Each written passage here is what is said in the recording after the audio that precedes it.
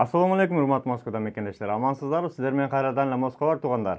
Бүгүн 16-декабрь, күнгө суббота, ишемби. Андыктан дем алыш күнүңүздөр ийгиликтүү, жакшы улансын. Туугандар, эртең 17-ноябрь күнү дагы бир чоң, жакшы бир майрам болот. Бул неофициальный день курьера. Өзүңүздөр билесиздер, Москвада биздин мекендештердин көпчүлүгү курьерликте дагы жумуш кылышат. Ошол доставкада иштешет, көбү Яндекс Лавкада, кээ бири Едада, ошондой эле Доставица, дагы Delivery деген фирмаларда иштеп жүрүшкөн. Көбү ошол андан сырткары частный доставкалар менен иштегендер бар, автомобиль менен пеши курьерлер. Ошолордун баарыгыны жалпы эле мекендештерди, жалпы эле туугандарды майрамыңыздар менен куттуктайбыз. Негизи эле алганда туугандар, курьердин иши дагы Москвада өтө кыйын иштердин бири. Себеби кыштын чилдесинде, жайдын саратанында, ысыкты ысык дебей, суукту суук дебей, жамгырда, карда, кандай гана погода болбосун, ошол өзүнүн кызматын кылып, кээде жөө жүрүп, кээде ошол велосипед менен ташыганда, кээде велосипеди бузулуп деле өтө кыйынчылыктарды көргөн курьерлердин негизи эле мээнети ак. Андыктан жигиттер арасында кыздар дагы бар. Баарыңарды ошол кылган эмгегиңердин, алган акчаңардын берекесини берсин. Дайыма ушундай ак кызматты аркалап жүрө бергиле.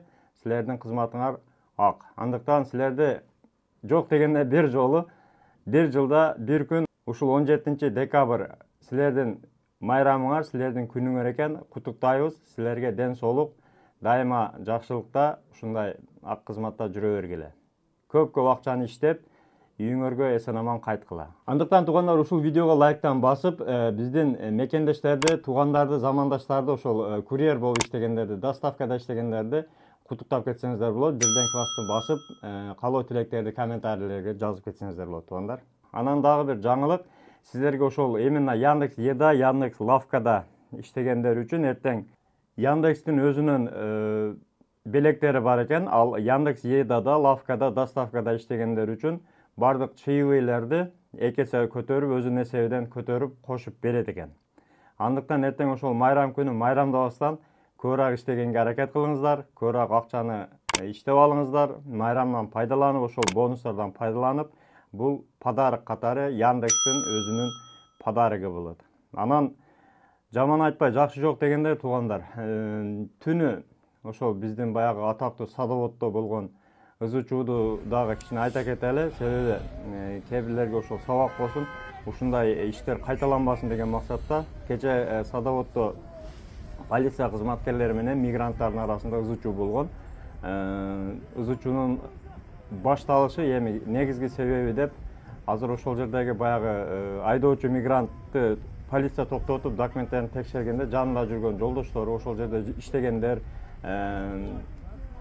өзүнүн достору, тааныштары, эми ошол жерде жүргөн туугандар чогулуп полиция менен тартышып, ошол айдоочуну полициядан чыгарып алабыз деп тарткылашып, ошол ызычуу болгон. Ызычуунун артынан анын аягында ошол полиция кызматкерлери ок атуу менен бүтүргөн.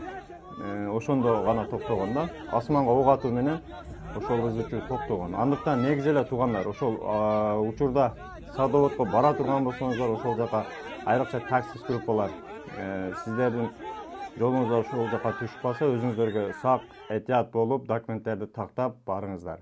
Баягы эле өзүңүздөрдүн жеке документтериңиздер, андан сырткары путевой листтерди да тактап барыңыздар. Себеби ошонун себебинен кармап кетиши мүмкүн. Андыктан өзүңүздөргө этият болуңуздар туугандар. Бөтөн жерде бөөдө кырсыктан, ушундай куру дооматтан Кудайым өзү сактасын. Аман болуңуздар туугандар. Чек барчулар баягы эле Мухидинге кайрылсаңыздар болот. Өзү жылуу жумшак до конца алып барып, кыйналбай барып келесиздер. Документке жолдо жардам беришет.